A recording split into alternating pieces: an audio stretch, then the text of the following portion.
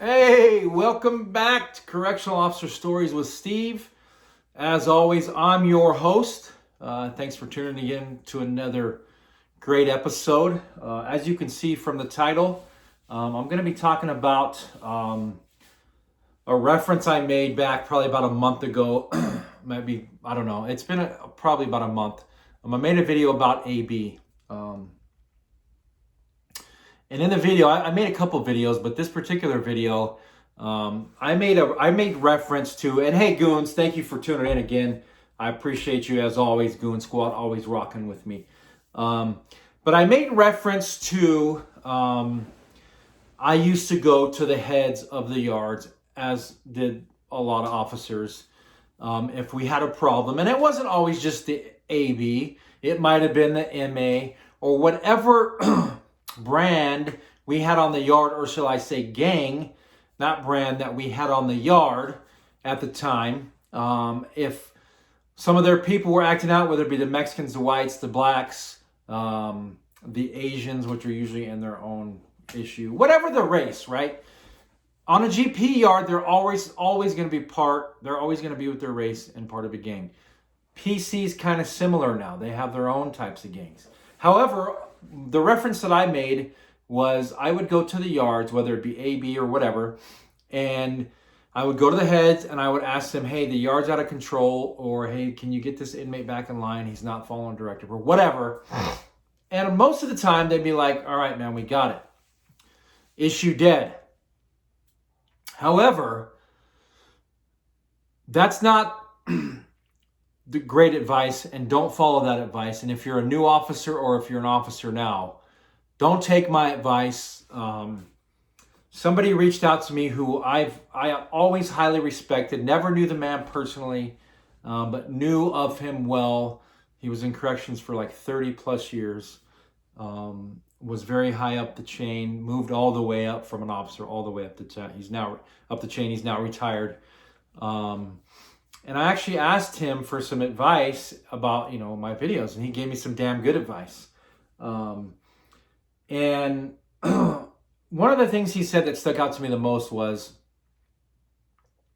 when you go to a head of the gang and you ask them for help on something, it gives that particular inmate rock star status on the yard. And I've really thought about that, and really it does.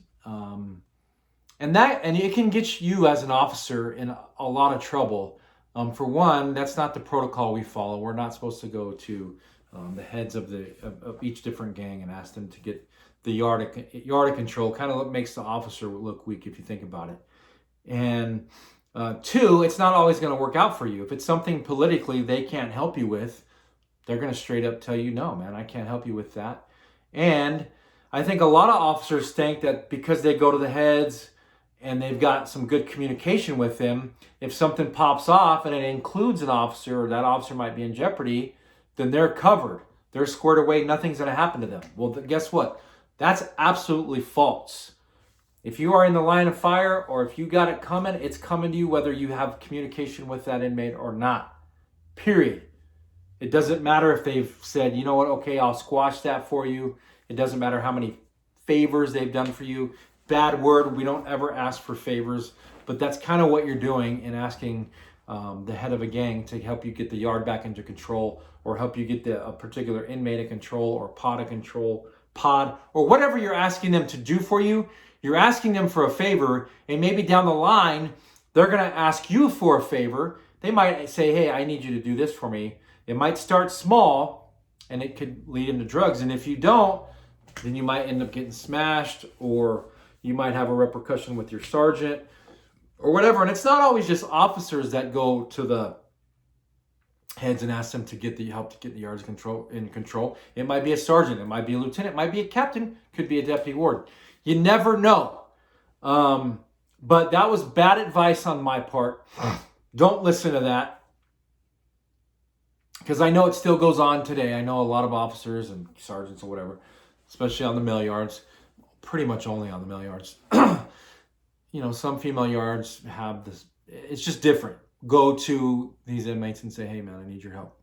getting this yard back in control, especially if like there's a riot popped up and the whole yard has been destroyed.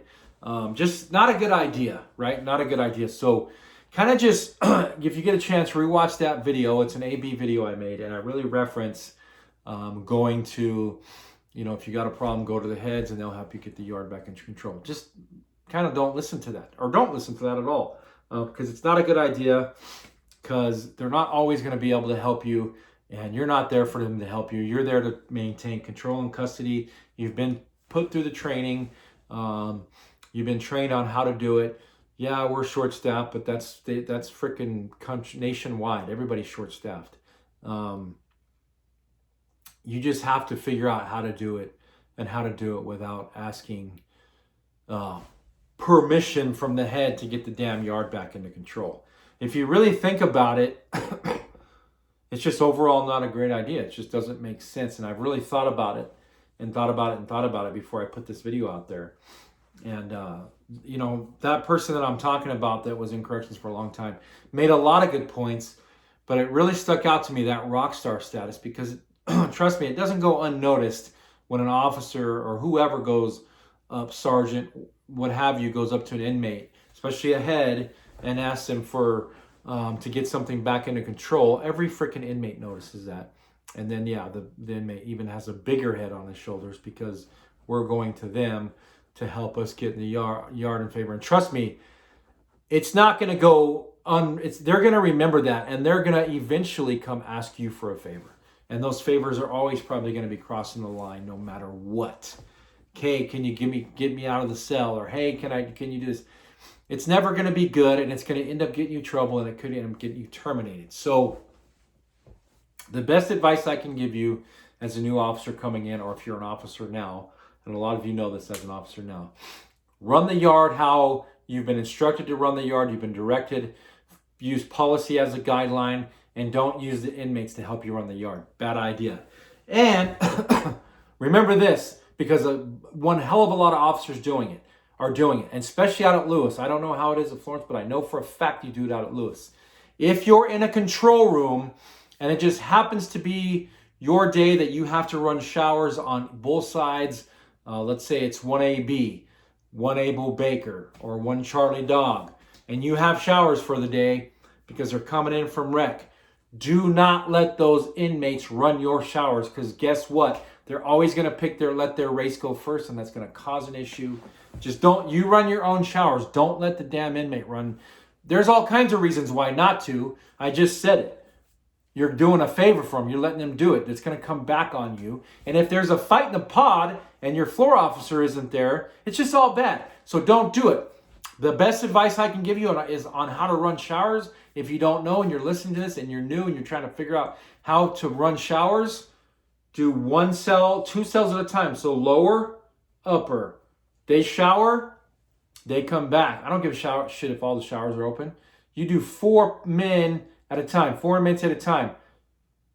Lower cell, upper cell. Boom, they're back in the cell. The door's shut. I know, obviously, at Lewis, some of the doors aren't locking. You move on to the next cell. They shower, boom. If they don't get done, they don't get done.